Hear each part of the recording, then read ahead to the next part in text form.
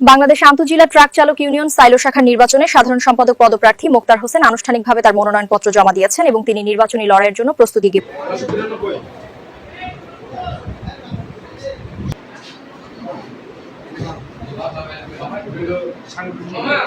আমি এই আন্তঃজেলার সেক্রেটারি পদপ্রার্থী। আমি ফর্ম কিনলাম, ফর্ম জমা দিলাম। তো জমা দেওয়ার এই আন্তঃজেলার নির্বাচনের জন্য এটা একটা শ্রমিক ফেডারেশন একটা নির্বাচন। আমি চাই এই জায়গার ভিতরে যদি আমাকে যদি সুযোগ দেয় যে শ্রমিকরা যদি সুযোগ দেয় সেবা করার জন্য, আমি সেবা করার জন্য নির্বাচন করার জন্য আসছি। যদি এই জায়গার ভিতরে দেখা যায় ফেডারেশনটার ভিতরে যদি বিভিন্ন কাজের জন্য, যেরকম এই জায়গার ভিতরে মানুষ ড্রাইভাররা বিভিন্ন ঝামেলা করে, বিভিন্ন ঝামেলা আছে বিভিন্ন করে, সেই জন্য আমি তাদের সেবা করার জন্য আমি নির্বাচন করার জন্য আমি এই আন্তর্জাতিক ফর্ম নিলাম, জমা দিলাম সেক্রেটারি পদপ্রার্থী।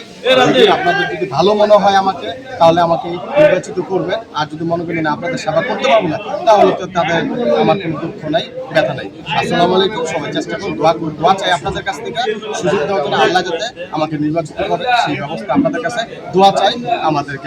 আমাকে ভোট চাই, আমাকে আপনারা জয়যুক্ত করবেন, সুযোগ দিবেন। ওকে, আসসালামু আলাইকুম।